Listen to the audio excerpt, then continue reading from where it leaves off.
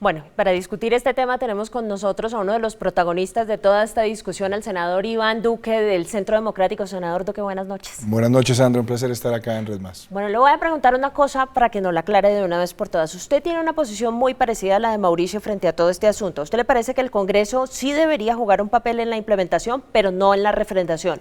¿Cuáles son sus razones? El Congreso sí es un lugar para implementar, porque el Congreso tiene que evaluar todas las normas. Ahora, lo tiene que hacer dentro de los canales institucionales que prevé la Constitución y la ley, sin acudir a mecanismos hechizos como el fast track, que claramente sustituye la Constitución.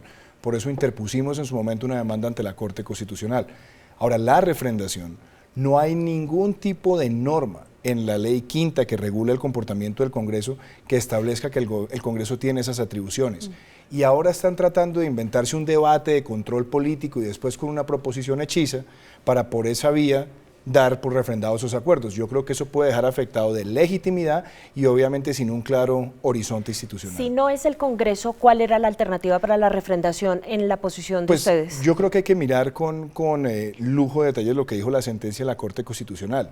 La sentencia siempre habló de refrendación popular.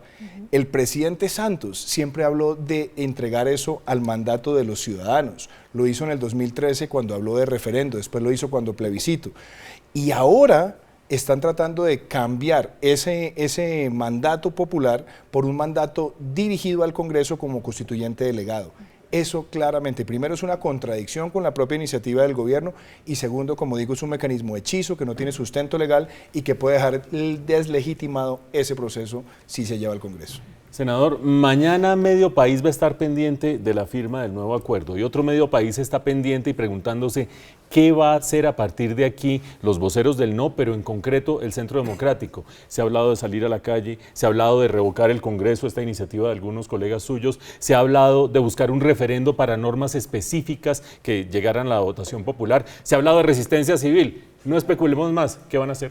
Pues es que mire, Mauricio, la pregunta es muy interesante. Primero, el presidente Santos siempre habló de referendo. ¿Qué permitía el referendo? El referendo permitía desagregar por preguntas, tener un voto informado. Después cambió al plebiscito por razones de circunstancias políticas. Hoy, si tenemos un gran tema de diferencia, que es sobre todo el capítulo de justicia, y eso es tan importante para el futuro del país, pues sería interesante por lo menos considerar ir a la refrendación popular por vía referendo para entrar a ese capítulo.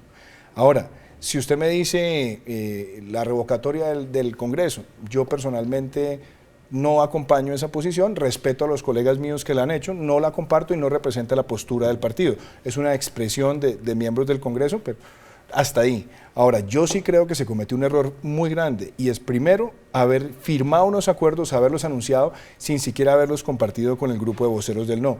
Y prácticamente decir que ya no se podían modificar. Ayer cuando encontró el gobierno un error, entonces ese error sí lo puede modificar, pero no aquellos temas que podían ser objeto de un acuerdo nacional. Por ejemplo, mire, elegibilidad política. ¿Qué dijimos nosotros desde el comienzo en la campaña plebiscitaria? Que la elegibilidad política debería estar prohibida como hoy lo contempla la Constitución. Cuando empezamos las conversaciones estuvimos dispuestos a aceptar que la elegibilidad se recuperara o se tuviera el derecho una vez se cumpliera la pena. Hoy, cuando usted lee el artículo 36 del Acuerdo de Justicia, queda totalmente abierta para que la participación sea inmediata sin siquiera presentarse a la Justicia Especial para la Paz. Otro tema que tiene que ver, por ejemplo, con lo que podría ser la incorporación al bloque de constitucionalidad.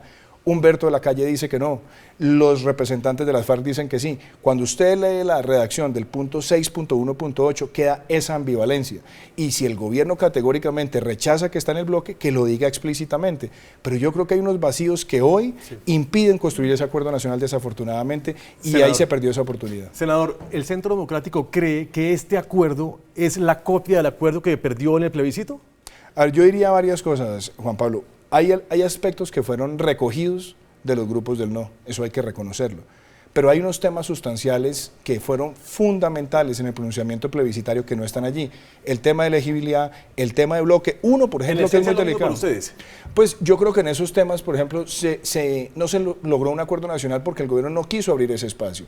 Ahora, ¿yo qué digo? Si hay unos temas en los cuales hay acuerdos, pues esos temas en la implementación perfectamente se pueden manejar. Por ejemplo, los temas humanitarios, nosotros siempre defendimos la urgencia de activar las zonas de concentración, de iniciar el proceso de desarme, desmovilización y reinserción, pero claramente en los temas de justicia que son demasiado delicados, que rompen la estructura institucional, que además necesitan una coordinación con la jurisdicción ordinaria. Si hay ese vacío, de pronto busquemos un mecanismo de participación popular para que el país no quede en una interinidad institucional con una refrendación que no tiene ningún soporte legal. Senador, de lo que usted ha dicho a mí me queda claro que el partido como un todo no apoya la revocatoria del Congreso. Hay algunos voceros que sí, algunos miembros del partido, pero el Partido del Centro Democrático sí apoyaría la refrendación vía referendo de los temas más polémicos. Un referendo se mueve muy lentamente y estamos a 18 meses de las elecciones presidenciales. ¿Ustedes no será que se van de una vez hacia las elecciones con una plataforma de gobierno? Es que yo creo que eso se hubiera podido evitar con el acuerdo nacional, Mauricio. Inclusive en el acuerdo nacional hubiéramos podido llegar a acuerdos sobre los desacuerdos y la forma para tramitarlos.